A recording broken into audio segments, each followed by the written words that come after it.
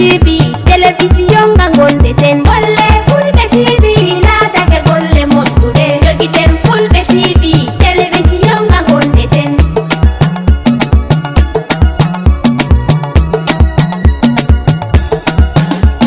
Sayamin Fulbe TV, wari kam am tawalde men. Fulbe TV wari to men. Fulbe. A lot in that. I went to teachers to help me. They helped me with making research and all that. So I didn't even believe I was going to do like great during the debate.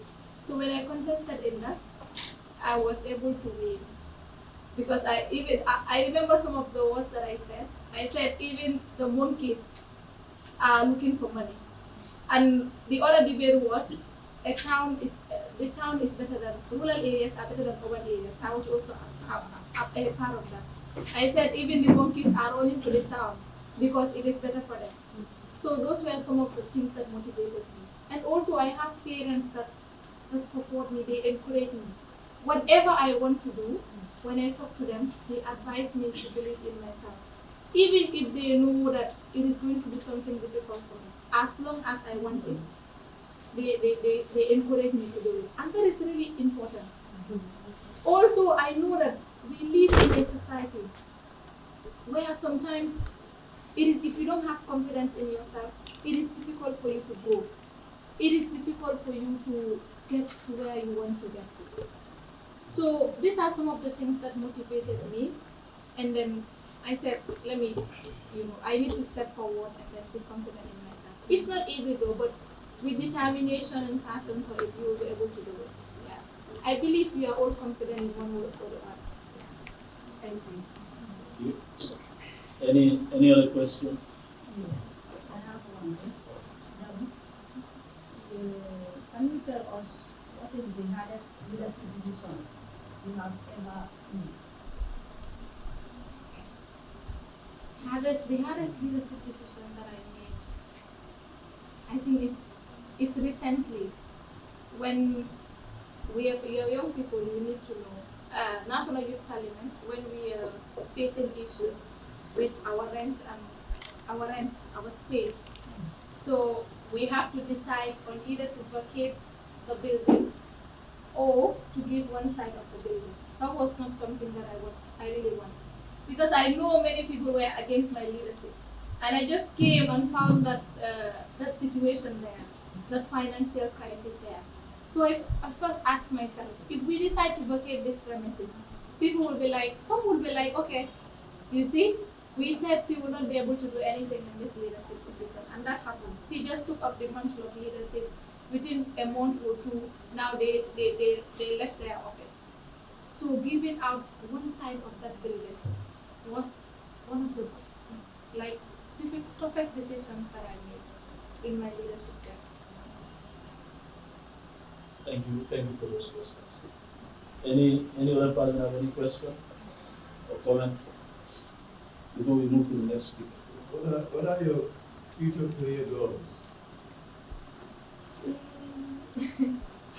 Okay, so in the future, I think I would want to be. I have different goals that I want. Sometimes I don't want to take part in politics in the future because of the political landscapes in this country. But then I might want to serve in the National Assembly, or maybe first focus on my masters and my career path. Yeah. Then whatever comes next, I will.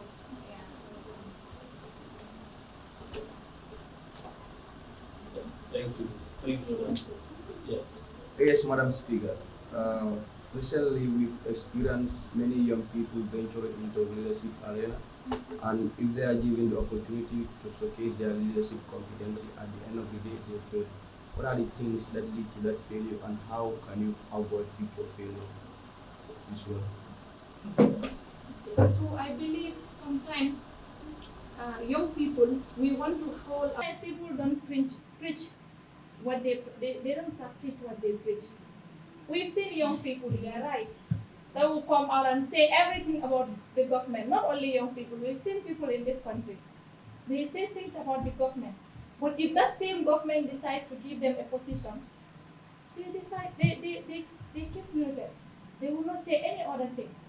And such things are made, they will slowly continue happening. So one thing that I said was integrity. It is important to have integrity. Be consistent. So those are people that are not consistent in their dealings, I believe. Because if you are consistent, you should not say one thing today, and another day you say a different thing. How people will not even respect you. Even the people that see you as a role model, they will look low upon you. They will be like, we've seen people that they are insulting in this country every day because of inconsistency, because of the integrity issues that they have. So I believe, I will not praise myself, but I believe I will continue being consistent. And integrity is something that I don't joke with in leadership. Because I am a woman, if not for anything. And I would want, my family not to be put to shame because of me. I would want my future children to, when they come, when they go to societies, in the communities, I don't want people to say that, okay, your mom did this and this. Your mom will say this today and say that tomorrow. So I would be very careful when it comes to that, to avoid integrity issues in my leadership. Yeah. Thank you. Thank you very much. I think there's no other question for now. She's a strong woman. She's a leader. She came from, a society where few girls and women have the opportunity to go to school. But she navigated through that. She struggled. And when she explained her experiences to you, you would even be motivated to do better. So she motivated me a lot. And then other influential people in the society. Because when I got admission at the university in 2021, and a year after 2022, I met women like Martida Koma. She works at Witth. She is the coordinator of the girls agenda. I met Aida Jata. She is now director of planning at Ministry of Gender and the former chairperson of the National Youth Council. So these are women that motivated me a lot. I think I look up on them, because of their passion, because of their dedication in amplifying the voices of women and girls. Yeah, so I'm motivated to even do better, because I believe whatever someone can do, as far as you have the passion and the commitment, you can also do better even. Yeah.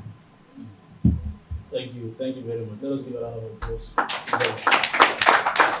for those wonderful responses. We now want to move forward, and this time we want to listen to Mr. Imran.